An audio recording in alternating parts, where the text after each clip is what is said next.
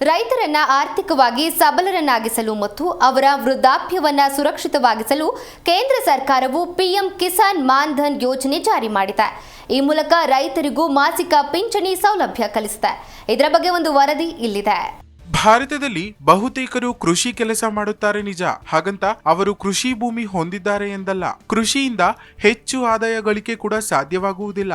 ಬಡ ರೈತರಿಗೆ ವೃದ್ಧಾಪ್ಯದಲ್ಲಿ ಆರ್ಥಿಕ ನೆರವು ನೀಡುವುದು ಸರ್ಕಾರದ ಈ ಯೋಜನೆಯ ಉದ್ದೇಶವಾಗಿದೆ. ರೈತರು ತಮ್ಮ ವೃದ್ಧಾಪ್ಯದಲ್ಲಿ ಇತರರಿಗೆ ಹೊರೆಯಾಗದಂತೆ ಬದುಕಲು ಅನುಕೂಲಕರವಾಗುವಂತೆ ಪಿಂಚಣಿ ವ್ಯವಸ್ಥೆ ಜಾರಿಗೆ ತಂದಿದೆ. ಯಾವುದೇ ಸಣ್ಣ ಮತ್ತು ಅತಿ ಸಣ್ಣ ರೈತರು ಈ ಯೋಜನೆಯಡಿ ಲಾಭ ಪಡೆಯಬಹುದು. ಈ ಯೋಜನೆಯ ಅಡಿಯಲ್ಲಿ ರೈತರ ಖಾತೆಗೆ ಪ್ರತಿ ತಿಂಗಳು ಸರ್ಕಾರ ಹಣ ವರ್ಗಾವಣೆ ಮಾಡುತ್ತದೆ. ರೈತರನ್ನ ಆರ್ಥಿಕವಾಗಿ ಸಬಲರನ್ನಾಗಿಸಲು ಮತ್ತು ಅವರ ವೃದ್ಧಾಪ್ಯವನ್ನ ಸುರಕ್ಷಿತವಾಗಿರಿಸಲು ಕೇಂದ್ರ ಸರ್ಕಾರವು ಪಿಎಂ ಕಿಸಾನ್ ಮಾನ್ ಧನ್ ಯೋಜನೆ ಜಾರಿ ಮಾಡಿದೆ. ಈ ಮೂಲಕ ರೈತರಿಗೂ ಮಾಸಿಕ ಪಿಂಚಣಿ ಸೌಲಭ್ಯ ಸಿಗಲಿದೆ. ರೈತರಿಗೂ ಮಾಸಿಕ ಪಿಂಚಣಿ ಸೇವೆ ಇದೆ. ಯೋಜನೆ ಫಲಾನುಭವಿಗಳಾಗೋದು ಹೇಗೆ? ರೈತರು 18ನೇ ವಯಸ್ಸಿನಲ್ಲಿ ಕಿಸಾನ್ ಮಾನ್ ಧನ್ ಯೋಜನೆಗೆ ಅರ್ಜಿ ಸಲ್ಲಿಸಿದ್ರೆ ಅವರು ಪ್ರತಿ ತಿಂಗಳು 55 ರೂಪಾಯಿ ಪಾವತಿಸಬೇಕಾಗುತ್ತದೆ. ಈ ಯೋಜನೆಯಲ್ಲಿ ರೈತರು ಎಷ್ಟು ರೂಪಾಯಿ ಠೇವಣಿ ಇಡುತ್ತಾರೋ ಅಷ್ಟೇ ಮೊತ್ತವನ್ನ ಸರ್ಕಾರ ನೀಡುತ್ತದೆ. 60 ವರ್ಷಗಳ ನಂತರ ಪ್ರತಿ ತಿಂಗಳು 3,000 ರೂಪಾಯಿಗಳ ಪಿಂಚಣಿ ನೀಡುತ್ತದೆ. ಆಪರ್ಚುನಿಟಿ ಅಪ್ಲಿಕೇಶನ್ ಸ್ಕೀಮ್ ನ ಪ್ರಯೋಜನವನ್ನ ಪಡೆಯಲು ಅರ್ಜಿಯನ್ನ ಸಲ್ಲಿಸಬೇಕು. ಅರ್ಜಿ ಸಲ್ಲಿಸಲು ಅರ್ಜಿದಾರರ ವಯಸ್ಸು 18ರಿಂದ 40 ವರ್ಷಗಳ ಒಳಗೆ ಇರಬೇಕು. ಅರ್ಜಿದಾರರ ಆದಾಯ ತೆರಿಗೆ ಅಡಿಯಲ್ಲಿ ಬರಬಾರದು. ಅಲ್ಲದೆ ಇಪಿಎಫ್ಒ, ಎನ್ಪಿಎಸ್ ಮತ್ತು ಇಎಸ್ಐಸಿ ನಂತಹ ಯೋಜನೆಗಳಲ್ಲಿ ಇರಬಾರದು. ಈ ಯೋಜನೆಗಳ ಅರ್ಜಿ ಸಲ್ಲಿಸಲು ಯಾವುದೇ ದಾಖಲೆಗಳ ಅಗತ್ಯವಿರುವುದಿಲ್ಲ. ಪಿಎಂ ಕಿಸಾನ್ ಮಾನ್ ಧನ್ ಯೋಜನೆಯಲ್ಲಿ ನಿಮ್ಮ ನೇರ ನೋಂದಣಿಯನ್ನ ಸಹ ಮಾಡಲಾಗುತ್ತದೆ. ಈ ಯೋಜನೆಯ ಅನೇಕ ಉತ್ತಮ ವೈಶಿಷ್ಟ್ಯಗಳು ಮತ್ತು ಪ್ರಯೋಜನಗಳಿವೆ. ಭಾರತೀಯ ರೈತರು ಈ ಯೋಜನೆಯ ಫಲಾನುಭವಿಗಳಾಗಲು ಈಗಲೇ ವೆಬ್ಸೈಟ್ಗೆ ಭೇಟಿ ನೀಡಿ. ಮಾನ್ ಧನ್ ವೆಬ್ಸೈಟ್ನಲ್ಲಿ ಮೊಬೈಲ್ ಸಂಖ್ಯೆ ನಮೂದಿಸಿದ ನಂತರ ಬರುವ ಒಟಿಪಿ ದಾಖಲಿಸಿ. ನಂತರ ಆನ್ಲೈನ್ ಫಾರ್ಮ್ನಲ್ಲಿ ವಿನಂತಿಸಿದ ಸಂಪೂರ್ಣ ಮಾಹಿತಿಯನ್ನ ಭರ್ತಿ ಮಾಡಬೇಕು. ಯೋಜನೆಗೆ ಯಾವ ಗುರುತಿನ ಚೀಟಿ ಇರಬೇಕು?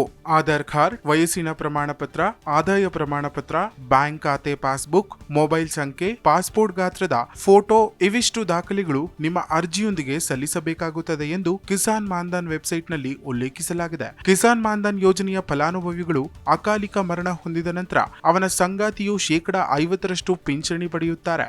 ಕುಟುಂಬದ ಪಿಂಚಣಿಯಲ್ಲಿ ಸಂಗಾತಿಯನ್ನ ಮಾತ್ರ ಸೇರಿಸಲಾಗುತ್ತದೆ. ಕಿಸಾನ್ ಸನ್ಮಾನ್ ಯೋಜನೆ ಎಂದರೇನು?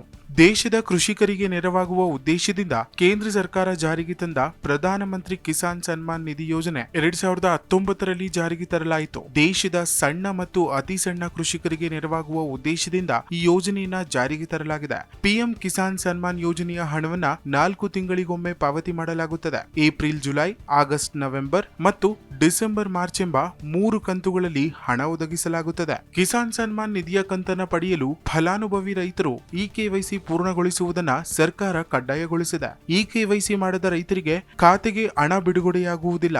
ಒಟಿಪಿ ಆಧಾರಿತ ಇಕೆವೈಸಿಯನ್ನ ಆನ್ಲೈನ್ ಮತ್ತು ಆಫ್ಲೈನ್ ಮೂಲಕ ಮಾಡಬಹುದು.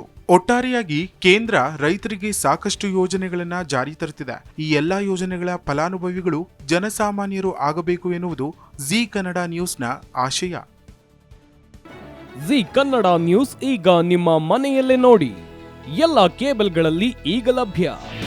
ನಿಮ್ಮ ನೆಚ್ಚಿನ ಜಿ ಕನ್ನಡ ನ್ಯೂಸ್ ಈಗ ಸನ್ ಡೈರೆಕ್ಟ್ ನಲ್ಲಿ number 292, Tata Play number 1664, Jio TV number 1334, NXT digital number 30, in cable number 30, city networks 51, U digital number 162, GTPL number 17, Rockline telecommunications number 42, Shri Basaveshwara cable number 168, rural cable network 60, Vinayaka digital 57, Abhishek cable 821, city channel 53, Siddeshwara cable network 57, ವಿ4 digital infotech 628, Surya digital networks 53, Gajanan digital number 836, Malnad infotech private limited number 56, Metrocast number 830, Victory digital number 167ರಲ್ಲಿ ನೋಡಿ ಆನಂದಿಸಿ.